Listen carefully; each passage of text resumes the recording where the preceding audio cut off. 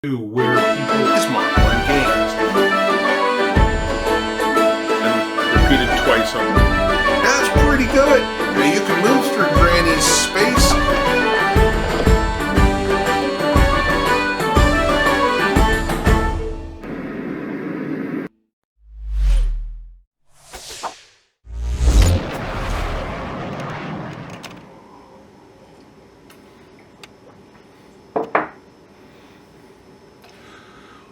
Welcome, players. I invite you to take a journey with me. I invite you back to your halcyon days of sun and fun. Before the predicaments, before the horrible choices that you're going to face when we begin this campaign. 12 years ago is not far enough to go back before the start of the recent war, a 17-year war. But 5 years into the war, it hadn't touched the villages. It was a war fought in distant hilltops by professional soldiers and members of the nobility, adhering to the codes and conducts and codicils of war. This was before the peasant warlords. It was before the fires, it was before the bite, and it was before Tatamisk. And in this world, you grew up on some village or farm or fishing community surrounding one of the lakes or one of the main rivers of the Valley of Man. And you went to church, you did your chores, and you played Orball. Orball was your refuge. A game of speed and skill with cultural implications going back hundreds of years. And more recently, Orball has taken a prominent place in the Seventh Day festivals. And that's where I'll take you. To one special Seventh-Day festival 12 years ago, where you and 3 others played a game of quads. Now, typically Orball's played with 7 people aside, but the game of quads is common as well. And while we go on this journey, you're going to learn the tools by which we operate our role-playing game. What you learn from playing the game of Orball will directly transfer to how you play the role-playing game. The role-playing game, beyond the role-playing game, whichever of the 3 versions you're going to immerse yourself in, begins with the core talents. There are 8 core talents. If you look at the left side of our basic character sheet, you're going to see that there are 4 actions. Those actions are strike, or I'll probably move first. Move, strike, target, and use. And on the right side of the screen, you're going to see, on the right side of the sheet, you're going to see your effects: harm, push, trick, and charm.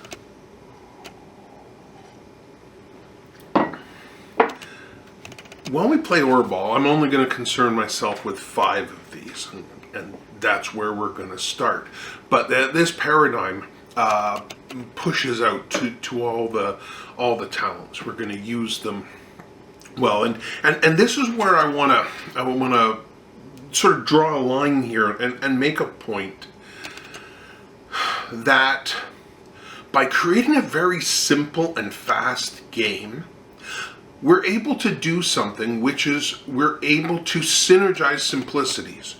Which means if I've done things and constructed things correctly, then by giving you 4 simple mechanisms and giving you the ability to move between them, and don't mistake me, I'm not saying that the 4 actions or 4 effects are the mechanism, the action effect mechanism being just one. But by using a very simple set, very translatable set of rules, I'm able to build up the sort of four spinners, the four things that you can control in order to actually model something that's quite complex. And it doesn't seem complex, it just plays fast because you understand the components that make it up. So let me start talking about it and let's just do it. So the 5 actions that we're going to work with are move, strike, and target. And then we're going to deal with 2 effects, trick and push. In order to do an action, you need to spend effort. So effort powers action. The first action that we're going to talk about is the move action. So you have these 5 talents, and we're going to give you a minimum score of 5 in each of those talents, and give you 5 more points to apportion however you want. Let me describe the talents. You'll decide where you want to put those points. Move is an essential talent. So now we know you're going to have a move score between 5 and 10. And move, like every other action, is powered by effort. Every time your name is called, that's called your tempo. Your name is called with a frequency that equals your move score. So that means that in a certain period of time, if your name was called 7 times and somebody else's name was called 6 times, then you would see that you've got a score of 7, they've got a score of 6. And this is one of the first most essential things that we're doing, is we're actually building a way that we can measure time. Other role-playing games, problem is they start people with a move speed of 1, and then when they add 1 and go to 2 is a hell of a lot faster than 1, and you run into the fact that it doesn't scale up correctly. And 5s and 10s are actually not particularly great scores. Remember, you guys are kids. We've rolled it back 12 years. So you're going to have lots of time to improve your characters and really, in most practical senses, we're going to be talking about whether you have a score of 8, 9, 10, or 11 in your move. And so you can start to see that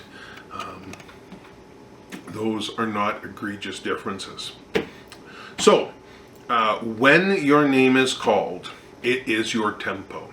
And you are given 3 imaginary tokens, and I say imaginary because you don't need to manage these tokens, with which to power your actions. You can use these right away. So for instance, we're talking about the move talent. When my name is called, I can now apportion up to 3 tokens. Every time I spend a token on a move action, my character can take a stride. A stride for a human or human-like character is 5 feet. Again, we're not reinventing the wheel. We are simplifying and improving the wheel. We're giving you some core mechanisms. So this is going to be real familiar to you. It's when we start putting it all together that you're going to see the elegance of this. This isn't groundbreaking stuff. So, whenever you take a stride, a human has a stride of 5 feet. So, you can spend all 3 tokens and make 3 strides, and you've moved 15 feet, and play moves on. If you want to relate that to a turn, probably avoid doing that. Start thinking about things in this sense. So, every time I spend a token, I can move 5 feet. Now, if the terrain is difficult, and difficult terrain could be the fact that the terrain is slippery, that there's an obstacle in it, or that it's occupied by another creature. Any of those things can make it difficult to move through the terrain. It's difficult to move through a terrain if somebody's waving a sword around in it. Go figure. So that difficulty gives us something to overcome. So, if I have a score of 9, we'll use the example of a score of 9. If I spend 1 token on a move action, I get an 8-sided dice. Since we do not play with 9-sided dice, we only play with even-sided dice. A score of 9 gives you a D8 as your first die.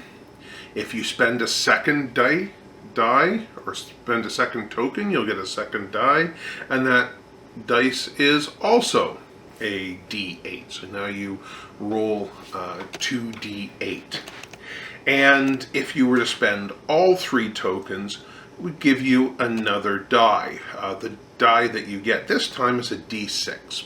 And here's why. So you never need more than 2 of any type of dice. And we have a dice cap of 2, which means that I can only ever sum 2 dice on an action. When I figure out which type of die to use, I take my score, in this case it was 9, and I simply start counting down. First die is a 9, then an 8, then a 7, then a 6, then a 5. Using that countdown method, 9 equals 8, 8 equals 8, 7 equals 6. So I get D8, D8, D6. So if my score was an 8, my first die is an 8, 8. My second die is a D6 because 8, 7, 6, 5. So you get the idea. So now I know which dice to use, and this is very straightforward. I roll my dice and I add up to the best 2 dice for my action, and I'm looking to exceed the difficulty. So if the terrain was difficult, if there was a rope or a shrub or something I needed to jump over, I have a nice static difficulty, and I roll my dice to exceed the difficulty. Now, when I make that step, I can choose how to spend my tokens. So I am approaching a small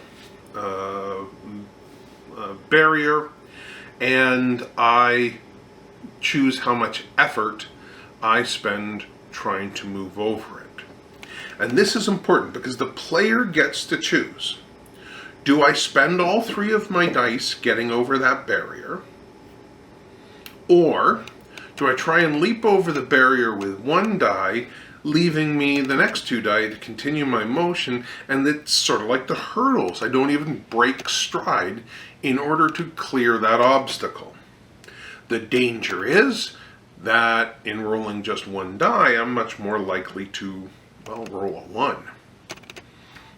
Even if I have a nice score like I'm rolling a D8 and the difficulty is a 3, it's likely I'm getting over it, but it's also likely that I roll a 1. 1 in 8 times I'm going to roll that 1, and then I'm going to be staring down the barrel of a 3-skull failure. So this is very important. We give the player agency to control. So whenever I call out your character's name, it's your tempo, you spend your die or dice. So let's just spend some time trying that.